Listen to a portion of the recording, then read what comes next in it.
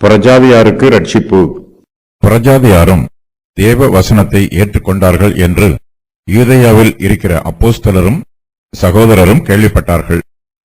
பேதுரு எருசலேமுக்கு திரும்பி வந்தபோது விருத்த சேதனம் உள்ளவர்கள் அவனை நோக்கி, விருத்த சேதனம் இல்லாத மனுஷரிடத்தில் நீர் போய் அவர்களோட போஜனம் பண்ணினீர் என்று அவனோட வாக்குவாதம் பண்ணினார்கள். அதற்கு பேதுரு காரியத்தை முதலிலிருந்து வரிசையாய் அவர்களுக்கு விவரிக்கத் தொடங்கி, நான் யோப்பா பட்டணத்தில் ஜெபம் பண்ணிக் கொண்டிருந்த போது ஞான திருஷ்டி அடைந்து ஒரு தரிசனத்தை கண்டேன். அதென்னவென்றால், 4 முனைகளும் கட்டப்பட்ட பெரிய துப்பட்டியைப் போல ஒரு கூடு வானத்திலிருந்து என்னிடத்தில் இறங்கி வந்தது. அதிலே நான் உற்று பார்த்து கவனிக்கிற போது பூமியிலுள்ள 4 கால் ஜீவன்களையும் காட்டு மிருகங்களையும் ஊரும் பிராணிகளையும் ஆகாயத்து பறவைகளையும் கண்டேன். அல்லாமலும், பேதுருவே, எழுந்திரு, அடித்து புசி என்று என்னுடனே சொல்லுகிற சத்தத்தையும் கேட்டேன். அதற்கு நான், ஆண்டவரே, அப்படி அல்ல, தீட்டும் அசுத்தமுமாயிருக்கிற யாதொன்றும் ஒரு காலும் என் வாய்க்குள்ளே போனதில்லை என்றேன். 2ஆம் தரமும் வானத்திலிருந்து சத்தம் உண்டாகி, தேவன் சுத்தமாக்கினவைகளை நீ தீட்டாக எண்ணாதே என்று மறுமொழி சொல்லிற்று. இப்படி 3 தரம் சம்பவித்த பின்பு எல்லாம் வானத்திற்கு திரும்ப எடுத்துக் கொள்ளப்பட்டது. உடனே செசரியாவிலிருந்து என்னிடத்திற்கு அனுப்பப்பட்ட 3 மனுஷர் நான் இருந்த வீட்டுக்கு முன்னே வந்து நின்றார்கள். நான் ஒன்றுக்கும் சந்தேகப்படாமல் அவர்களோட கூட போகும்படி ஆவியானவர் எனக்கு கட்டளையிட்டார். சகோதரராகிய இந்த 6 பேரும் என்னோட கூட வந்தார்கள். அந்த மனுஷனுடைய வீட்டுக்குள் பிரவேசித்தோம். அவனோ தன் வீட்டிலே ஒரு தேவதூதன் நிற்கிறதை கண்டதாகவும், யோப்பா பட்டணத்தில் இருக்கிற பேதுரு என்று மறுபேர் கொண்ட சீமோனை அழைக்கும்படிக்கு மனுஷரை அவ்விடத்திற்கு அனுப்பு, நீயும் உன் வீட்டார் அனைவரும் ரட்சிக்கப்படுவதற்கு ஏதுவான வார்த்தைகளை அவன் உனக்கு சொல்லுவான் என்று அந்த தூதன் தனக்கு சொன்னதாகவும் எங்களுக்கு அறிவித்தான். நான் பேசத் தொடங்கின போது பரிசுத்த ஆவியானவர் ஆதியிலே நம்மேல் இறங்கினது போலவே அவர்கள் மேலும் இறங்கினார். யோவான் ஜலத்தினாலே ஞானஸ்நானம் கொடுத்தான், நீங்களோ பரிசுத்த ஆவியினாலே ஞானஸ்நானம் பெறுவீர்கள் என்று கர்த்தர் சொன்ன வார்த்தையை அப்பொழுது நினைவு கூர்ந்தேன். ஆதலால் கர்த்தராகிய இயேசு கிறிஸ்துவை விசுவாசித்திருக்கிற நமக்கு தேவன் வரத்தை அனுக்கிரகம் பண்ணினது போல அவர்களுக்கும் அந்த வரத்தையே அனுக்கிரகம் பண்ணியிருக்கும் போது தேவனை தடுக்கிறதற்கு நான் எம்மாத்திரம் என்றான். இவைகளை அவர்கள் கேட்டபொழுது அமர்ந்திருந்து, அப்படியானால் ஜீவனுக்கு ஏதுவான மனம் திரும்புதலை தேவன் பிரஜாதியாருக்கும் அருளிச் செய்தார் என்று சொல்லி தேவனை மகிமைப்படுத்தினார்கள். கேள்விப்பட்டார்கள். புறஜாதியாரும் தேவ வசனத்தை ஏற்றுக்கொண்டார்கள் என்று யூதேயாவில் இருக்கிற அப்போஸ்தலரும் சகோதரரும் கேள்விப்பட்டார்கள். யூதேயாவில் இயேசு கிறிஸ்துவை விசுவாசிக்கிற விசுவாசிகளுக்கும் அவரை விசுவாசிக்காத அவிசுவாசிகளுக்கும் புறஜாதியாரும் இயேசு கிறிஸ்துவை ஏற்றுக்கொண்டு ரட்சிக்கப்பட்டிருப்பது மிகுந்த ஆச்சரியமாக இருக்கிறது. கொர்நேலியுவும் அவனுடைய வீட்டாரும் புறஜாதியார்களாக இருந்தாலும் தேவ வசனத்தை ஏற்றுக்கொண்டார்கள் என்று யூதேயாவில் உள்ள ஜனங்கள் கேள்விப்படுகிறார்கள். புறஜாதியாரின் ரட்சிப்பை பற்றிய செய்தி எருசலேமில் உள்ள சபைக்கு வருகிறது. பேதுரு எருசலேமுக்கு திரும்பி வருவதற்கு முன்பாகவே எருசலேமில் உள்ள விசுவாசிகள் புறஜாதியார் மத்தியில் நடைபெற்ற ஊழியத்தை பற்றி கேள்விப்படுகிறார்கள். யூதர்கள் பொதுவாக புறஜாதியாரோடு சம்பந்தம் பண்ணுவதில்லை. தேவனுடைய பிரமாணத்தின்படி புறஜாதியாருக்கு வேத வசனத்தை போதிப்பது தவறானது என்று இதுவரையிலும் நினைத்துக் கொண்டிருக்கிறார்கள். தேவனுடைய வார்த்தையில் இருந்து யூதர்கள் புறஜாதியாரை ஒதுக்கி வைத்திருக்கிறார்கள். ஆனால் இப்போதோ புறஜாதியாரும் தேவ வசனத்தை ஏற்றுக்கொண்டிருக்கிறார்கள். தேவ வசனம் புறஜாதியாருக்கும் அறிவிக்கப்பட்டிருக்கிறது. கர்த்தரும் யூதர்கள் எதிர்பார்த்ததை விட புறஜாதியாரை அதிகமாய் ஆசீர்வதித்திருக்கிறார். அவர்களை அபிஷேகம் பண்ணி தாம் அவர்களையும் அங்கீகரித்திருப்பதை கர்த்தர் உறுதி பண்ணி இருக்கிறார். இதனால் யூதர்களுக்கு மிகுந்த ஆச்சரியம் உண்டாயிற்று. யூதர்கள் பொதுவாக தங்களுடைய மார்க்கத்தை குறித்து பெருமைப்படக்கூடியவர்கள், மற்ற மார்க்கத்தாரை மதிக்க மாட்டார்கள். ஆனால் கர்த்தரோ புறஜாதியாருடைய இருதயத்திலும் கிரியை நடப்பித்து அவர்களும் தம்முடைய வார்த்தையை ஏற்றுக்கொள்ளுமாறு அனுக்கிரகம் பண்ணியிருக்கிறார். தெய்வீக சத்தியத்தை புறஜாதியாரும் ஏற்றுக்கொள்கிறார்கள். யூதர்கள் எதிர்பாராத சம்பவம் கொர்நேலியுவின் வீட்டில் நடைபெற்றிருக்கிறது. இஸ்ரவேலின் காணியாட்சிக்கு புறம்பான யூதர்கள் மத்தியில் கர்த்தர் அவர்களையும் ஆசீர்வதித்து தம்முடைய ஆவியினால் அவர்களை அபிஷேகம் பண்ணியிருக்கிறார். அவர்கள் கர்த்தருடைய வார்த்தையை ஏற்றுக்கொண்டு தண்ணீரில் ஞானஸ்நானம் பெற்றிருக்கிறார்கள். கர்த்தர் கிரியை செய்யும் போது அதை மனுஷரால் தடை பண்ண முடியாது. செசரியா, சமாரியா ஆகிய தேசங்களில் இருந்த புறஜாதியார் இயேசு கிறிஸ்துவின் சுவிசேஷத்தை ஏற்றுக்கொண்டார்கள். யூதேயாவில் இருந்த யூத சமயத்தில் விசுவாசிகளானவர்கள் இந்த செய்தியை கேள்விப்பட்டார்கள். புறஜாதியார் மத்தியில் பேதுரு சுவிசேஷ ஊழியம் செய்தது யூதேயாவில் உள்ள கிறிஸ்தவருக்கு பிடிக்கவில்லை. ஆகையினால் அதை குறித்து பேதுருவை கடிந்து கொண்டார்கள். ஆதி திருச்சபையில் பேதுருவிற்கு மேன்மையான அந்தஸ்து இல்லை என்பதற்கு இது ஒரு சான்றாகும். மற்றவர்கள் தன்னோடு வாக்குவாதம் பண்ணக்கூடிய நிலைமையில் தான் பேதுரு இருந்தான். வாக்குவாதம் பண்ணினார்கள். பேதுரு எருசலேமுக்கு திரும்பி வந்தபோது விருத்த சேதனம் உள்ளவர்கள் அவனை நோக்கி, விருத்த சேதனம் இல்லாத மனுஷரிடத்தில் நீர் போய் அவர்களோட போஜனம் பண்ணினீர் என்று அவனோடே வாக்குவாதம் பண்ணினார்கள். எருசலேமில் உள்ள யூதர்கள் விருத்த சேதனம் உள்ளவர்கள். பேதுரு புறஜாதியார் மத்தியில் ஊழியம் செய்ததையும் அவர்களோடு போஜனம் பண்ணியதையும் விருத்த சேதனமுள்ள யூதர்களால் ஏற்றுக்கொள்ள முடியவில்லை. தங்கள் மனதில் உள்ள வெறுப்பை அவர்கள் பேதுருவிடம் வெளிப்படுத்துகிறார்கள்.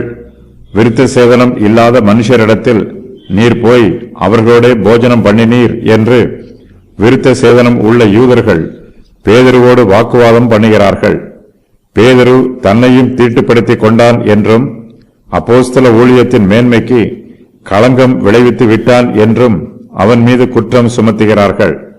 கர்த்தர் தங்களுக்கு மாத்திரம்தான் உரியவர் என்று எந்த சபையும் சொந்தம் கொண்டாட முடியாது. இயேசு கிறிஸ்து உலக இரட்சகர். நம்மை போலவே பிறரையும் நாம் நேசிக்க வேண்டும். சுய பெருமையோடு இருப்போம் என்றால் அது நமக்கு அழிவை தேடி வரும். சபையில் சரியான உபதேசம் இல்லை என்றால் அது சபையை சீரழித்துவிடும். கர்த்தருடைய ஊழியக்காரர்களை மற்றவர்கள் கேள்வி கேட்கும் போது அதிர்ச்சி அடையக்கூடாது. தங்களுடைய ஊழியங்களை குறித்து விசுவாசிகள் வாக்குவாதம் பண்ணினால் கோபப்படக்கூடாது. சத்துருக்களும் சில சமயங்களில் உடன் ஊழியர்களும் சிநேகிதரும் நம்மை குறித்தும் நம்முடைய ஊழியங்களை குறித்தும் வாக்குவாதம் பண்ணுவதற்கு வாய்ப்புள்ளது. நாம் செய்கிற ஊழியத்தில் உண்மை இருக்க வேண்டும். மாசில்லாத ஊழியம் செய்ய வேண்டும். நம்முடைய ஊழியம் நமக்கு ஆறுதலையும் சந்தோஷத்தையும் தர வேண்டும். பேதுருவினிடத்தில் எருசலேமில் உள்ள விசுவாசிகள் வாக்குவாதம் பண்ணுகிறார்கள். ஆனால் பேதுருவோ அவர்களுடைய வார்த்தைகளை பொறுமையாக கேட்டு தான் செய்த ஊழியத்தை அவர்களிடத்தில் விவரித்து கூறுகிறான். தன்னிடத்தில் எப்படிப்பட்ட கேள்விகளை கேட்டாலும் பேதுரு அவர்களுக்கு மறு உத்தரவு சொல்ல ஆயத்தமாயிருக்கிறான். கர்த்தருக்காக ஊக்கமாகவும் வைராக்கியமாகவும் ஊழியம் செய்கிறவர்கள் மற்றவர்களுடைய விமர்சனங்களையும் எதிர்பார்க்க வேண்டும். நம்மை விமர்சிக்கிறவர்கள் ஒருவேளை ஆவியில் அனல் இல்லாதவர்களாக இருக்கலாம். ஒருவேளை நம்மீது பிரியமுள்ளவர்கள் போல தங்களை காண்பித்துக் கொள்ளலாம். கர்த்தருடைய ஊழியத்தில் நம்மை விட அவர்களுக்குத்தான் அதிக அக்கறையும் ஆர்வமும் உள்ளது போல் நம்மோடு பேசலாம். அவர்கள் எப்படிப்பட்டவர்களாக இருந்தாலும் நம்மிடத்தில் வாக்குவாதம் பண்ணும்போது நாம் பொறுமையோடு உத்தரவு சொல்ல வேண்டும். புறஜாதியாரோடு போஜனம் பண்ணுவது யூத சமயத்தில் விசுவாசிகள் ஆனவர்களுக்கு மிகப்பெரிய குற்றமாக இருக்கிறது. நியாயப்பிரமாணத்தை மீறுகிறது பாவம் என்று யூதருடைய பிரமாணம் கூறுகிறது. யூத சமயத்தில் விசுவாசிகள் ஆனவர்களும் இதை பின்பற்றி புறஜாதியாரோடு போஜனம் பண்ணுவதை தவறு என்று கூறுகிறார்கள். முதலில் இருந்து வரிசையாய் தன்னோடு வாக்குவாதம் பண்ணுகிறவர்களுக்கு போதுமான செய்திகளை பேதுரு அவர்களுக்கு எடுத்துச் சொல்லுகிறான். பேதுரு செய்தது சரியானதுதான் என்பதை அவர்களுக்கு உணர்த்தும் வகையில் தேவையான செய்திகளை சொல்லுகிறான். காரியத்தை முதலில் இருந்து வரிசையாய் அவர்களுக்கு விவரிக்கத் தொடங்குகிறான்.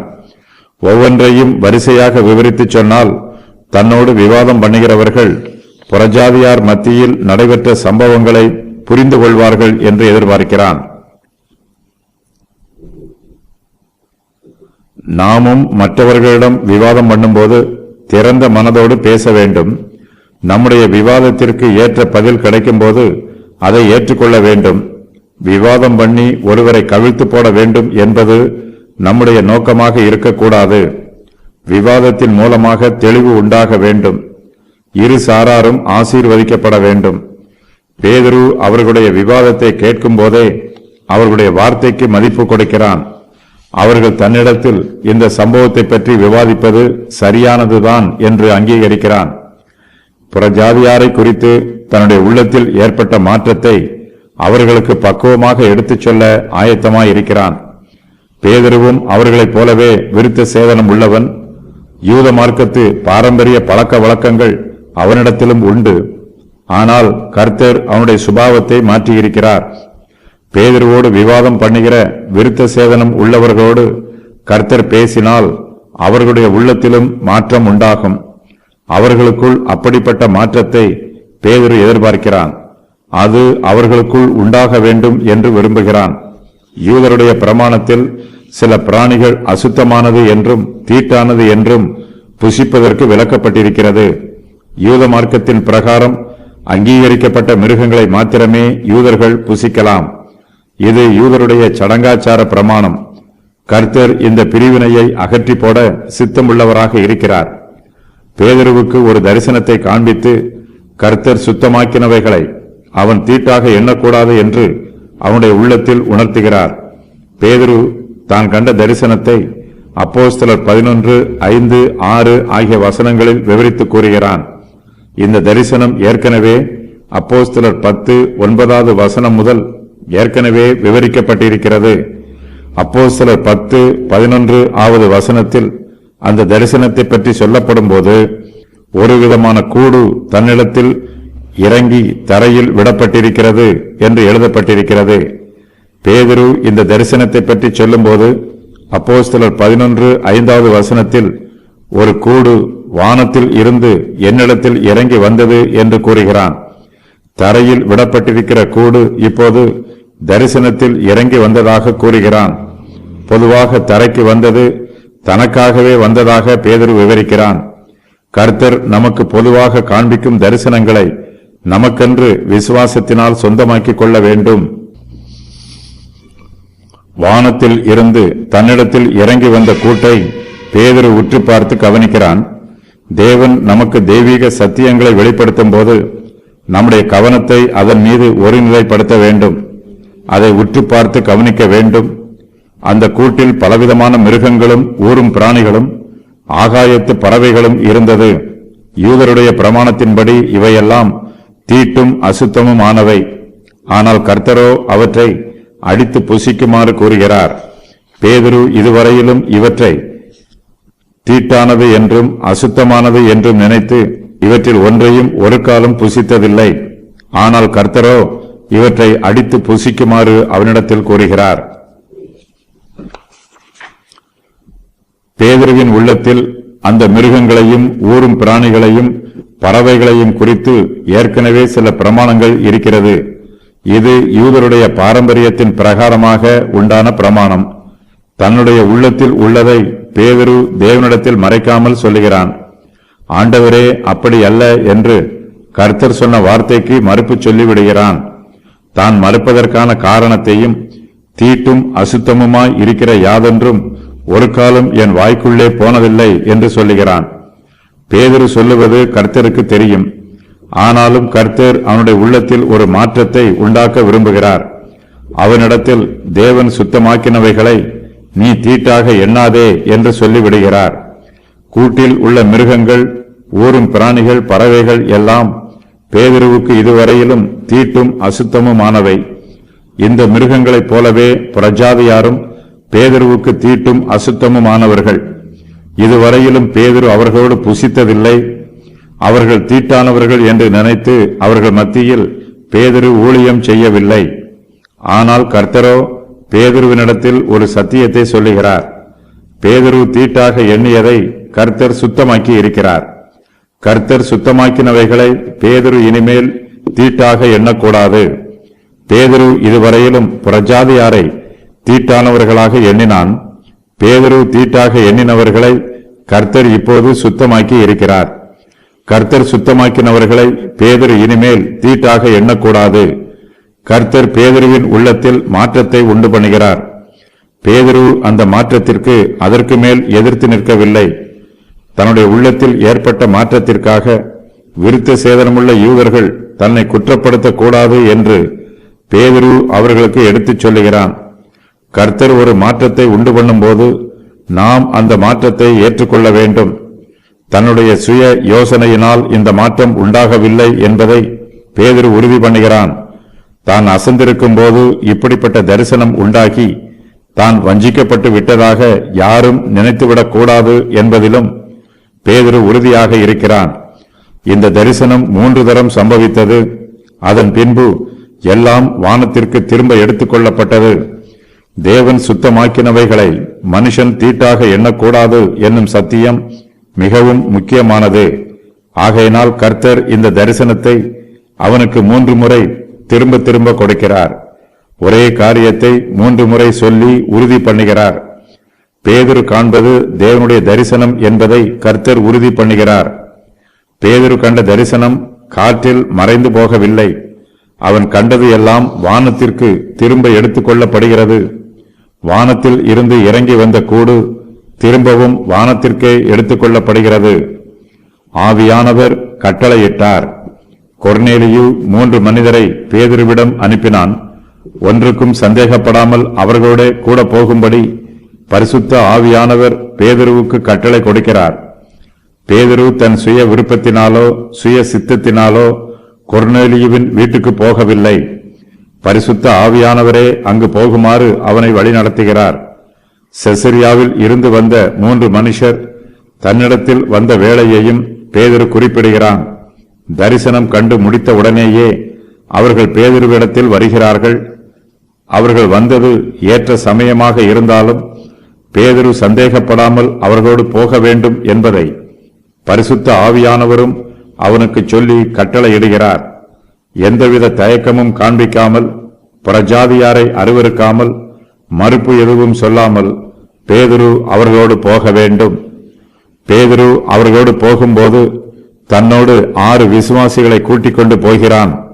அவர்கள் 6 பேரும் விருத்த சேதனம் உள்ளவர்கள். பரிசுத்த ஆவியானவரின் கட்டளையின் பிரகாரமாகவே செசரியா பட்டணத்திற்கு போகிறோம் என்பதை அந்த 6 பேரும் அங்கீகரிக்கிறார்கள். பேதுரு தனியாக முடிவு பண்ணிவிடவில்லை. அவசரப்பட்டு எந்த காரியத்தையும் செய்யவில்லை. பரிசுத்த ஆவியானவரின் வழிநடத்துதலை பெற்றுக்கொள்கிறான். சக விசுவாசிகளின் ஆதரவையும் பெற்றுக்கொள்கிறான். பேதுரு ஒரு புதிய ஊழியத்திற்கு புறப்பட்டு போகிறான். எங்களுக்கு அறிவித்தான். கொர்நேலியுவும் ஒரு தரிசனம் கண்டிருக்கிறான். தன் வீட்டில் ஒரு தேவதூதன் நிற்கிறதை கண்டதாகவும் பேதுருவை அழைக்கும்படிக்கு மனுஷரை அவ்விடத்திற்கு அனுப்ப வேண்டும் என்றும் கொர்நேலியு தரிசனம் கண்டிருக்கிறான். கொர்நேலியுவின் தரிசனத்தால் பேதுருவின் தரிசனம் உறுதி பண்ணப்படுகிறது. அதுபோலவே பேதுருவின் தரிசனத்தினால் கொர்நேலியுவின் தரிசனம் உறுதி பண்ணப்படுகிறது. கொர்நேலியு தான் கண்ட தரிசனத்தை பற்றி முன்பு சொன்னபோது, இப்பொழுது நீ யோப்பா பட்டணத்திற்கு மனுஷரை அனுப்பி பேதுரு என்று மறுபேர் கொண்ட சீமோனை அழைப்பி, அவன் தோல் பதனிடுகிறவனாகிய சீமோன் என்னும் ஒருவனிடத்தில் தங்கியிருக்கிறான். அவனுடைய வீடு கடலோரத்தில் இருக்கிறது. நீ செய்ய வேண்டியதை அவன் உனக்கு சொல்லுவான் என்றான். யோப்பா பட்டணத்துக்கு ஆள் அனுப்பி பேதுரு என்று மறுபேர் கொண்ட சீமோனை வரவழைப்பாயாக. அவன் கடலோரத்திலே தோல் பதனிடுகிறவனாகிய சீமோனுடைய வீட்டிலே தங்கியிருக்கிறான். அவன் வந்து உன்னிடத்தில் பேசுவான் என்றார். கொர்நேலியு அந்த தரிசனத்தை பற்றி இப்போது சொல்லும்போது, நீயும் உன் வீட்டார் அனைவரும் ரட்சிக்கப்படுவதற்கு ஏதுவான வார்த்தைகளை அவன் உனக்கு சொல்லுவான் என்று அந்த தூதன் தனக்கு சொன்னதாகவும் எங்களுக்கு அறிவித்தான் என்று சேர்த்து சொல்லுகிறான். சுவிசேஷ வார்த்தைகள் நம்முடைய ஆத்மா ரட்சிக்கப்படுவதற்கு ஏதுவான வார்த்தைகள். சுவிசேஷ வார்த்தைகளை நம்முடைய காதுகளால் கேட்டால் மாத்திரம் போதாது, அதை விசுவாசித்து அதற்கு கீழ்ப்படிய வேண்டும். சுவிசேஷ வார்த்தைகள் நமக்கு நித்திய ஜீவனை கொடுக்கும். ரட்சிப்பின் பாதையை நமக்கு திறந்து கொடுக்கும். இயேசு கிறிஸ்துவின் சுவிசேஷத்தை நாம் ஏற்றுக்கொள்ளும் போது நாமும் நம்முடைய வீட்டாரும் ரட்சிக்கப்படுவதற்கு வாய்ப்பு உண்டாகும். தானும் தன் வீட்டார் அனைவரும் ரட்சிக்கப்படுவதற்கு ஏதுவான வார்த்தைகள் என்று கொர்நேலியு சுவிசேஷ வார்த்தைகளை தன் இருதயத்தில் விசுவாசிக்கிறான். புறஜாதியாருக்கும் இப்போது சுவிசேஷம் அறிவிக்கப்படுகிறது. ஆவியானவர் அவர்கள் மேலும் இறங்கினார். தான் புறஜாதியார் மத்தியில் செய்த ஊழியத்தை நியாயப்படுத்துவதற்கு தேவையான காரியங்களையும், இதை பற்றி அவர்கள் விவாதம் பண்ணாமல் திருப்தி அடைவதற்கு தேவையான காரியங்களையும் பேதுரு அவர்களிடத்தில் விரிவாக பேசுகிறான். அவர்கள் நடைபெற்ற சம்பவங்களை சரியாக புரிந்து கொள்ளும் போது அவர்கள் தன்னோடு வாக்குவாதம் பண்ண மாட்டார்கள் என்று எதிர்பார்க்கிறான். நாம் பிறரோடு வாக்குவாதம் பண்ணக்கூடாது. சில சமயங்களில் நாம் வாக்குவாதம் பண்ணினாலும் உண்மையை அறிந்து கொள்ள நாம் திறந்த மனதோடு இருக்க வேண்டும். பரிசுத்த ஆவியானவர் புறஜாதியார் மீது வந்து இறங்கிய சம்பவத்தை அவர்களிடத்தில் சொன்னால் அவர்கள் வாக்குவாதம் பண்ணுவதை நிறுத்திக் கொள்வார்கள் என்று பேதுரு எதிர்பார்க்கிறான். பரிசுத்த ஆவியானவர் புறஜாதியார் மீது வந்து இறங்கியது மிகவும் பிரத்யட்சமாக இருக்கிறது. அதை மறுக்க முடியாது. நான் பேசத் தொடங்கின போது பரிசுத்த ஆவியானவர் ஆதியிலே நம்மேல் இறங்கினது போலவே அவர்கள் மேலும் இறங்கினார் என்று பேதுரு நடந்த சம்பவத்தை அவர்களுக்கு சாட்சியாக அறிவிக்கிறான். தேவன் புறஜாதியாரை அங்கீகரித்திருக்கிறார். அவர்கள் மத்தியில் ஊழியம் செய்வதை அனுமதித்திருக்கிறார். பரிசுத்த ஆவியானவரின் அபிஷேகத்தை அவர்களுக்கும் கொடுத்து அவர்களையும் தம்முடைய பிள்ளைகளாக ஏற்றுக்கொள்கிறார். பேதுரு இந்த சம்பவத்தை எடுத்துச் சொல்லும் போது யோவான் ஸ்நானன் ஜலத்தினாலே ஞானஸ்நானம் கொடுத்ததையும் நினைவு கூர்ந்து பேசுகிறான். யோவான் ஜலத்தினாலே ஞானஸ்நானம் கொடுத்தான், நீங்களோ பரிசுத்த ஆவியினாலே ஞானஸ்நானம் பெறுவீர்கள் என்று கர்த்தர் சொல்லியிருக்கிறார். புறஜாதியார் மீது பரிசுத்த ஆவியானவர் இறங்கின போது பேதுரு கர்த்தர் சொன்ன இந்த வார்த்தையை நினைவு கூறுகிறான். இயேசு கிறிஸ்து தம்மை விசுவாசிக்கிற பிள்ளைகளுக்கு பரிசுத்த ஆவியானவரை வரமாக கொடுக்கிறார். அவர் பரமேறி போன போது இந்த வாக்குத்தத்தத்தை அவர்களுக்கு கொடுத்து பெந்தெகோஸ்தே நாளில் தம்முடைய வாக்குத்தத்தத்தை நிறைவேற்றினார். பரிசுத்த ஆவியானவரின் அபிஷேகம் இயேசு கிறிஸ்துவிடமிருந்து வரமாக வந்திருக்கிறது என்பதில் சந்தேகம் எதுவும் இல்லை. இயேசு கிறிஸ்து தம்முடைய வாயினால் இந்த வாக்குத்தத்தத்தை கூறினார். இப்போது தம்முடைய கையினால் இதை நிறைவேற்றுகிறார். பரிசுத்த ஆவியானவரின் அபிஷேகம் ஒரு ஞானஸ்நானத்தை போன்றது. யோவான் கொடுத்தது தண்ணீர் ஞானஸ்நானம். இயேசு கிறிஸ்து கொடுப்பது பரிசுத்த ஆவியினாலே ஞானஸ்நானம். பேதுரு இயேசு கிறிஸ்துவின் வாக்குத்தத்தத்தை புறஜாதியார் மத்தியில் நடைபெற்ற சம்பவத்தோடு ஒப்பிட்டு கூறுகிறான். புறஜாதியார் மத்தியில் நடைபெறுகிற ஊழியத்தை பற்றி வாக்குவாதம் பண்ண வேண்டியதில்லை. இயேசு கிறிஸ்து தாமே இந்த ஊழியத்தை நியமித்திருக்கிறார், அங்கீகரித்திருக்கிறார், நடத்துகிறார். கர்த்தராகிய இயேசு கிறிஸ்துவை விசுவாசித்திருக்கிற விருத்த சேதனமுள்ள விசுவாசிகளுக்கு தேவன் பரிசுத்த ஆவியினாலே ஞானஸ்நானம் பெறும் வரத்தை அனுகிரகம் பண்ணி இருக்கிறார். அதுபோலவே இந்த வரத்தை புறஜாதியாருக்கும் அனுகிரகம் பண்ணி இருக்கிறார். கர்த்தர் அனுகிரகம் பண்ணி இருக்கும் போது அவரை தடுப்பதற்கு தான் எம்மாத்திரம் என்று பேதுரு விருத்த சேதனம் உள்ள விசுவாசிகளிடத்தில் கூறுகிறான். தேவன் புறஜாதியாரை பரிசுத்த ஆவியினாலே அபிஷேகம் பண்ணும்போது தான் அவர்களை தண்ணீரில் ஞானஸ்நானம் பண்ணுவதற்கு எவ்வாறு மறுக்க முடியும் என்று பேதுரு அவர்களிடத்தில் விவாதம் பண்ணுகிறான். புறஜாதியாரை தேவன் தம்மோடு சேர்த்துக் கொள்ளும் போது நாம் அவர்களை நம்முடைய ஐக்கியத்தில் இருந்து விலக்கி வைக்கக்கூடாது என்று பேதுரு அவர்களிடத்தில் தெளிவாக பேசுகிறான். தேவன் சுத்தமாக்கினவர்களை யாரும் தீட்டாக எண்ணக்கூடாது. தேவன் புறஜாதியாரை ஏற்றுக்கொள்ளும் போது நாம் அவர்களை விலக்கி வைக்கக்கூடாது. பேதுரு பிரசங்கம் பண்ண தொடங்கிய போதே பரிசுத்த ஆவியானவருடைய அருள் மாறி அவர்கள் மீது பொழிய ஆரம்பித்து விட்டது. பேதுரு மிகவும் கஷ்டப்பட்டுத்தான் பேசியிருக்க வேண்டும். புறஜாதியார் அந்நிய பாஷையிலே பேசுகிறார்கள். பெந்தெகோஸ்தே நாளில் சீஷர்கள் எல்லோரும் அந்நிய பாஷையில் பேசியதைப் போன்று இந்த சம்பவம் இருந்தது. பெந்தெகோஸ்தே நாளில் கர்த்தராகிய இயேசு கிறிஸ்துவை விசுவாசித்திருந்த சீஷர்களுக்கு தேவன் வரத்தை அனுகிரகம் பண்ணினது போல கொர்நேலியுவிற்கும் அவனுடைய வீட்டில் கூடியிருந்தவர்களுக்கும் அந்த வரத்தையே அனுகிரகம் பண்ணினார். தேவனை பேதுருவால் தடுக்க முடியாது. தேவனை மகிமைப்படுத்தினார்கள். இவைகளை அவர்கள் கேட்டபொழுது அமர்ந்திருந்து, அப்படியானால் ஜீவனுக்கு ஏதுவான மனம் திரும்புதலை தேவன் புறஜாதியாருக்கும் அருளி செய்தார் என்று சொல்லி தேவனை மகிமைப்படுத்தினார்கள். புறஜாதியார் மத்தியில் தேவன் ஜீவனுக்கு ஏதுவான மனம் திரும்புதலை அருளி செய்தார் என்று பேதுரு விருத்த சேதனம் உள்ள விசுவாசிகளுக்கு விவரமாக கூறுகிறான். பேதுரு சொன்ன செய்தி அவர்களுக்கு திருப்தியாக இருக்கிறது. ஆரம்பத்தில் பேதுருவோடு வாக்குவாதம் பண்ணியவர்கள் இப்போது அமைதியாக அமர்ந்திருக்கிறார்கள். சில சமயங்களில் வாக்குவாதம் பண்ணுகிறவர்கள் தங்கள் கருத்தில் பிடிவாதமாக இருப்பார்கள். அவர்களுக்கு உண்மையை விவரமாக எடுத்துச் சொன்னால் புரிந்து கொள்வார்கள். தங்களுடைய வாக்குவாதத்திற்கு அடிப்படை ஆதாரம் எதுவும் இல்லை என்பதையும் தாங்கள் தேவையில்லாமல் வாக்குவாதம் பண்ணுவதையும் புரிந்து கொள்வார்கள். ஒரு சிலரோ எவ்வளவுதான் எடுத்துச் சொன்னாலும் தங்களுடைய வாக்குவாதத்தை விட்டுக் கொடுக்க மாட்டார்கள். பேதுருவோடு வாக்குவாதம் பண்ணுகிறவர்கள் உலக பிரகாரமாக பேசவில்லை. ஆவிக்குரிய ரீதியாக தங்களுடைய மனதில் தோன்றியதை பேதுருவோடு விவாதம் பண்ணுகிறார்கள். பேதுரு அவர்களுக்கு நடந்த சம்பவத்தை வரிசையாக விவரித்துச் சொல்லும்போது பரிசுத்த ஆவியானவரும் அவர்களுடைய உள்ளத்தில் பேசுகிறார். தாங்கள் வாக்குவாதம் பண்ணுவதை நிறுத்தி விடுகிறார்கள். அதற்கு மேல் பேதுரு பிரஜாதியார் மத்தியில் செய்த ஊழியத்திற்கு விரோதமாக அவர்கள் ஒன்றுமே பேசவில்லை. அவர்கள் அமைதியாக அமர்ந்திருப்பதோடு தங்கள் வாய்களை திறந்து தேவனை மகிமைப்படுத்துகிறார்கள். விருத்த சேதனம் உள்ள விசுவாசிகள் விருத்த சேதனம் இல்லாத பிரஜாதியாருக்கு ஜீவனுக்கு ஏதுவான மனம் திரும்புதலை குறித்து பிரசங்கம் பண்ண வேண்டும். அவர்களுக்கு சுவிசேஷத்தின் நற்செய்தியை அறிவிக்க வேண்டும். கர்த்தர் தமது கிருபையினால் ஜீவனுக்கு ஏதுவான மனம் திரும்புதலை விருத்த சேதனம் உள்ளவர்களுக்கு அருளி செய்தது போல புறஜாதியாருக்கும் அருளி செய்திருக்கிறார். இதற்காக எருசலேமில் உள்ள விசுவாசிகள் தேவனை மகிமைப்படுத்துகிறார்கள். கர்த்தர் புறஜாதியாருக்கு ரட்சிப்பின் கிருபையை அருளி செய்திருக்கிறார்.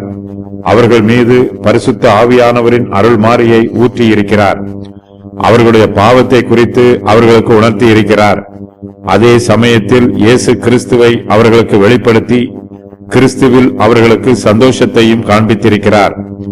மனம் திரும்புதல் மெய்யான மனம் திரும்புதலாய் இருக்கும்போது அது ஜீவனுக்கு ஏதுவான மனம் திரும்புதலாக இருக்கும். இதுவரையிலும் மரணத்திற்கு ஏதுவாக பாவம் செய்தவர்கள் இப்போது ஜீவனுக்கு ஏதுவாக மனம் திரும்பி இருக்கிறார்கள். பாவத்தில் மரித்து போனவர்கள் இப்போது தேவனுக்குள் ஜீவிக்கிறார்கள். நாம் தேவனுடைய ஜீவனுக்கு ஏதுவான மனம் திரும்புதலை பெற்றுக்கொள்ளும் போது நம்முடைய ஜீவன் நித்திய ஜீவனாக இருக்கும். மனம் திரும்புதல் தேவனுடைய ஈவு. தேவன் தம்முடைய கிருபையினால் நம்முடைய பாவங்களை மன்னித்து நம்மை ரட்சித்து நம்மை ஏற்றுக்கொள்கிறார். தேவனுடைய வல்லமையுள்ள கிருபை நமக்குள் கிரியை செய்கிறது. நமக்குள் மனம் திரும்புதலை உண்டாக்குகிறது.